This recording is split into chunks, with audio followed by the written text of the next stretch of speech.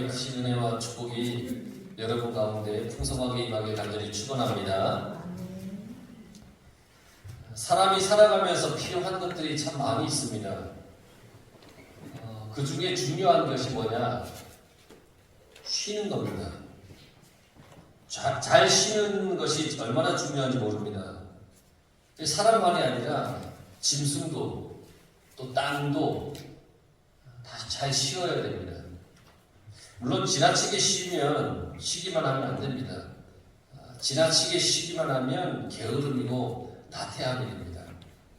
그러나 적당한 쉼은 우리에게 새로운 활력소가 됩니다.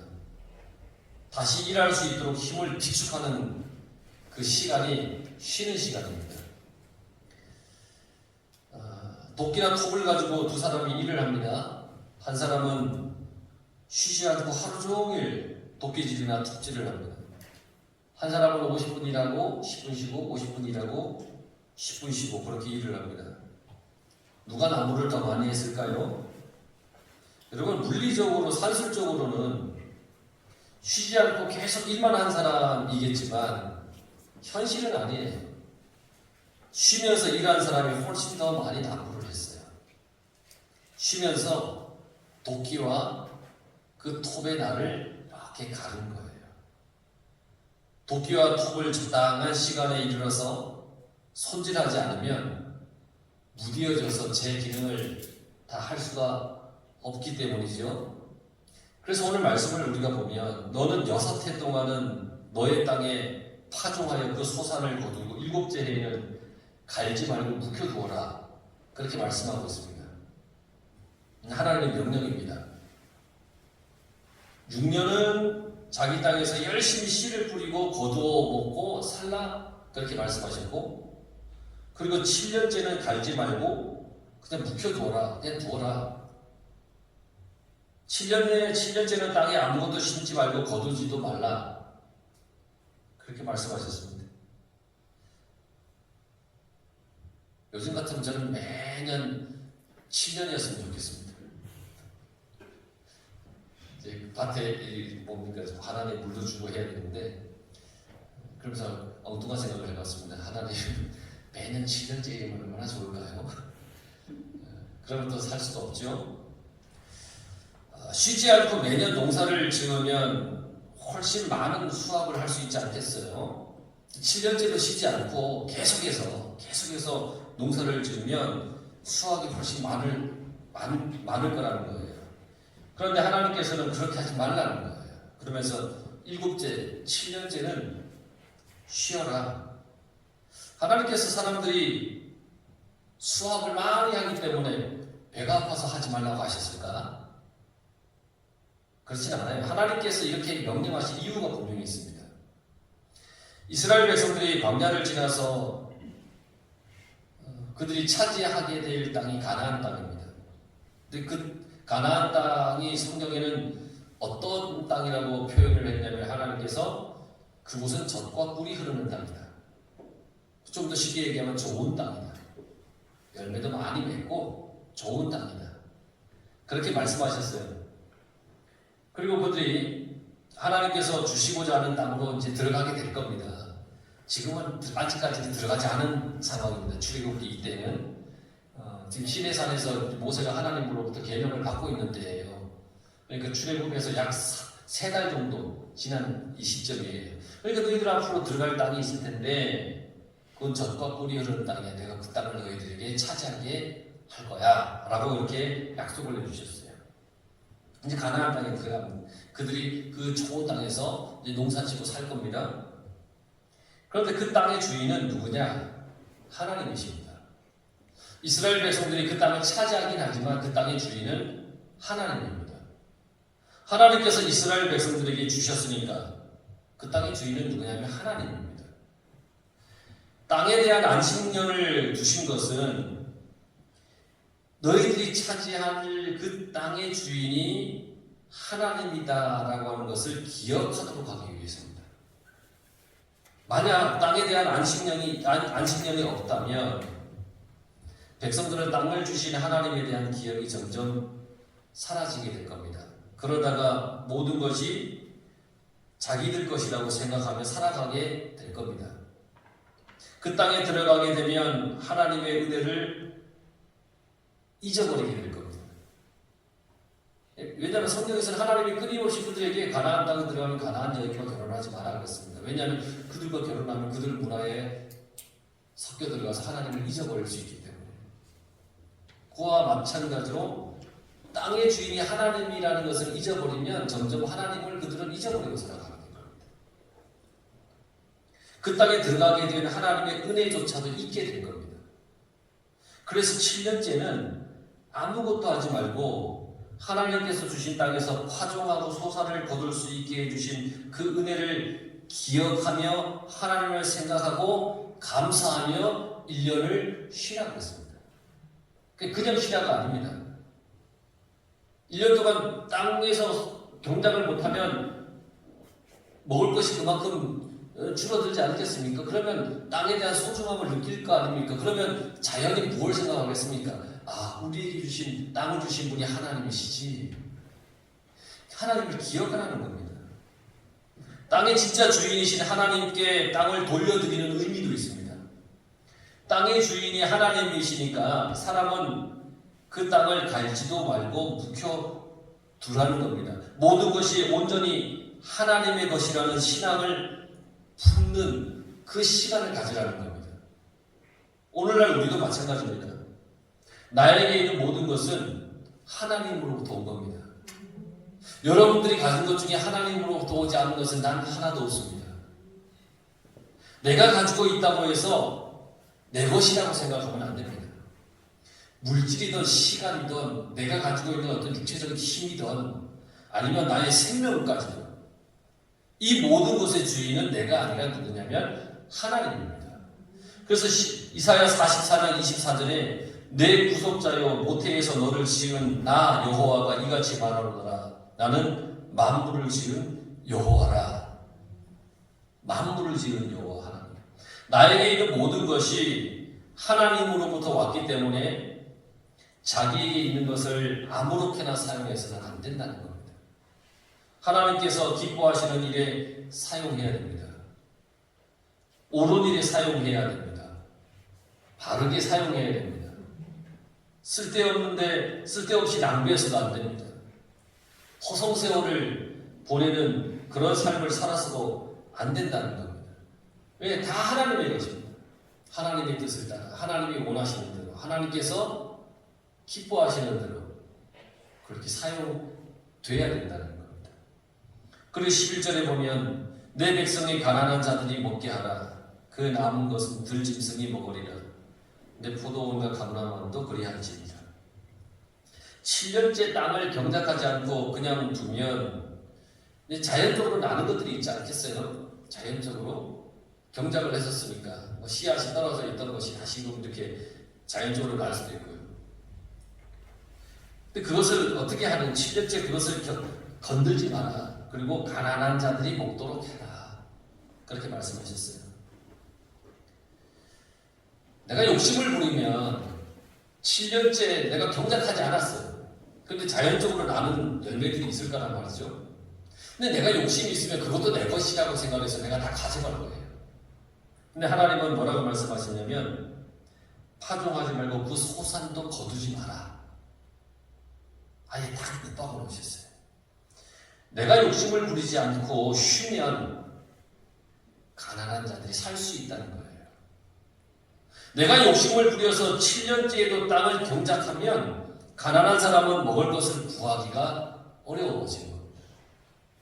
하나님께서는 나에게 욕심을 내려놓으라는 의미에서 7년째 쉬라고 말씀하시는 겁니다. 그러니까 내 욕심을 내려놓으라는 겁니다. 욕심을 내려놓으면 많은 사람들이 함께 더불어 살아갈 수 있다는 겁니다. 욕심은 나도 병들게 하지만 다른 사람도 힘들게 만드는 게 욕심입니다. 욕심은 그렇습니다. 욕심 때문에 싸우게 되고 욕심 때문에 시기하게 되고 욕심 때문에 마음의 문이 닫혀버리는 겁니다. 팔레스타인에 유명한 두 호수가 있는데 그게 갈릴리 호수와 사해입니다. 이 이 갈릴리 사해는 요단 강물을 공급받아서 이렇게 채워지는 곳입니다. 그런데 갈릴리 그 호수는 아주 수많은 물고기들이 사는 생명이 있는 호수가 갈릴리 호수입니다. 반면에 사해는 생명체라고는 아무것도 살지 못하는 죽음의 호수입니다. 사해에 가서 사해의 바닷물을 이렇게 손을 찍어서 입에 맛보려고 이렇게 시도를 하려고 생각을 하고 있었는데 가이드가 그러는 건요. 목사님들 절대 사해 물 얼마나 짠지 맛보려고 시도하지 마십시오. 왜요? 잘못 먹으면 큰일 납니다. 그만큼 이게 염분이 많아서 아무것도 살 수 없다는 거예요. 정말 가서 누워보니까 동동동 떠요. 수영 못하는 사람보다 동동동 떠요. 그냥 가만히 뜨더라고요. 그만큼 염분이 많은 곳이에요. 그러니까 소금기가 너무 많으니까 생명이 살 수가 없어요.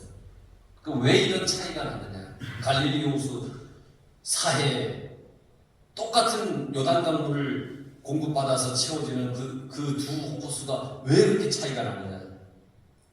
갈릴리는 위로부터 받은 물을 사해로 이렇게 전달합니다. 흐르게 합니다.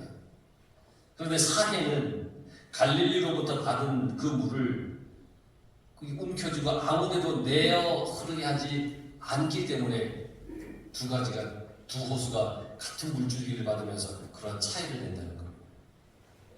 소유한 것을 자신만을 위해 꼭 쥐고 있으면 나도 살지 못하고 다른 사람도 살지 못하는 인생이 되고 맙니다. 난 부유하고 좋지. 아니에요. 내가 꼭 쥐고 있으면 나도 그렇고 남도 그렇고 다들 그렇게 살지 못하는 그런 인생으로 만들어 가는 겁니다. 하나님의 뜻은 뭐냐면 나누어 주는 겁니다. 베푸는 거예요. 긍휼히 여기는 거예요. 긍휼히 여기는, 불쌍히 여기는 마음이 없으면 7년째 자연적으로 자라나는 그것들을 가난한 자에게 주려고 하는 마음조차 없을 거예요. 하나님은 우리에게 긍휼의 마음을 갖기를 원하십니다. 그래서 누가복음 6장 38절에 주라, 그리하면 너희에게 줄 것이니 곧 후히 되어 누르고 흔들어 넘치도록 하여 너희에게 안겨주리라. 너희가 헤아리는 그 헤아림으로 너희도 헤아림을 도로 받을 것입니다. 그러면 여러분, 욕심을 버리고 더불어 살아가려고 하는 그런 마음을 품으며 살아가시길 바랍니다. 우리 신앙도 그렇게 해야 됩니다. 그러면서 계속해서 하나님이 말씀하시죠. 12절, 너는 엿새 동안에 내 일을 하고 일곱째 날에는 쉬라. 내 소와 나귀가 쉴 것이며 내 여종의 자식과 나그네가 숨을 돌리리라. 이건 십계명의 네 번째 계명입니다. 안식일을 기억하여 거룩하게 지키라. 하나님께서 안식일을 중요하게 여기시는 이유가 있습니다. 사람은 자기 힘으로 사는 것이 아니라 하나님의 은혜로 사는 것이라는 것을 가르쳐주기 위함입니다. 그래서 안식일을 지키라고 그렇게 말씀하셨습니다. 여러분, 세상의 눈으로 보면 사실 주일에 어떤 다른 어떤 일을 하면 돈을 더 많이 벌 수도 있습니다. 주일까지 다 일하면 더 많은 돈을 벌 수 있습니다. 하루 더 일하니까 돈을 더 벌겠죠. 그러나 하나님께서는 주일을 정해서 그날을 하나님의 날로 지키라고 하셨습니다. 시간 나면 지켜라, 그렇게 말씀하지 않았습니다. 분명히 십계명이 말씀하셨습니다. 너희는 기억하여 안식일을 기억하여 거룩하게 지키라. 기억한다라고 하는 것, 기억하여 지킨다라는 것은 반드시 지켜야 한다고 하는 강조입니다. 꼭 기억해? 이게 뭡니까? 잊으면 안 된다는 겁니다. 성경은 이렇게 말을 합니다. 요한삼서 1장 2절, 사랑하는 자여, 내 영혼이 잘됨 같이 내가 범사에 잘되고 강건하기를 내가 간구하노라. 세상의 계산법으로 주의를 지키지 않고 어떤 일을 할 때 돈을 더 벌거나 더 많은 일을 할 수 있다고 그렇게 만약에 한다고 해도 그것이 나의 영혼이 잘 되도록 하지는 못합니다. 아무리 내가 평소보다 더 많이 벌고 더 많이 땀 흘려 일해도 그것이 나의 영혼을 잘 되게 하지 못한다는 겁니다. 나의 영혼을 잘 되게 하는 것은 오직 한 가지, 하나님과의 친밀함입니다. 하나님과 가까워지는 겁니다. 하나님과 친밀하기 위해서는 하나님을 만나야 됩니다. 누가 가장 친밀한 사람입니까? 매일 만나는 사람입니다. 그 사람이 가장 친밀한 사람입니다. 하나님의 말씀을 그대로 순종하며 그래서 우리는 따라 살아가야 됩니다. 하나님을 기억해야 할 이유는 하나님을 기억해야만 나의 영혼이 건강해지기 때문입니다. 그렇다고 해서 여러분 여세 동안 일할 때 하나님을 기억하지 않아도 되느냐? 그리고 7일째 안식일, 성일날, 주일만 하나님 기억하면 됩니까? 그럼 여세 동안에는 하나님 기억하지 않고 살아도 됩니까? 아닙니다. 여세 동안 일하면서도 하나님을 기억해야 됩니다. 나에게 일할 수 있는 건강을 주심에 감사, 하루의 삶을 살 수 있도록 해주신 은혜에 감사, 어려움과 위기에서 구해주신 것에 감사, 좋은 일 주심에 감사, 넘어졌지만 크게 다치지 않아서 감사, 늘 우리의 일상 속에 하나님을 기억하며 하나님에 대한 감사로 살아가야 됩니다. 우리는 매일의 삶에서 하나님을 기억하고 그 은혜를 기억하며 살아야 됩니다. 그래야 주님의 나를 기억할 수 있습니다. 여세 동안 하나님을 잊어먹고 살면 7일째도 잊어먹을 수 있습니다. 그런데 여세 동안도 하나님을 기억하면 7일째는 더욱더 기억할 수 있습니다. 엿새를 하나님을 기억하지 않고 자기 멋대로 살면 주일도 기억하지 못할 겁니다. 엿새를 하나님의 은혜를 기억하며 살았기 때문에 주님의 거룩한 날을 구별하여 주님께 드릴 수 있게 되는 겁니다. 일곱째 날에 쉬라. 일곱째 날에는 쉬라.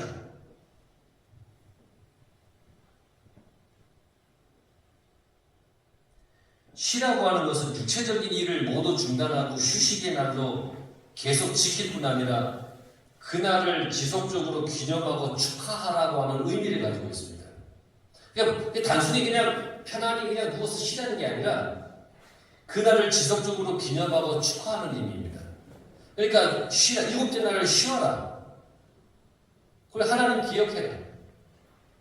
다른 신의 이름을 부르지 말고 하나님을 불러라. 이것은 하나님을 생각하고 하나님을 기념하고 그 은혜에 감사하며 그렇게 살아야 된다라고 하는 것을 말씀하는 겁니다.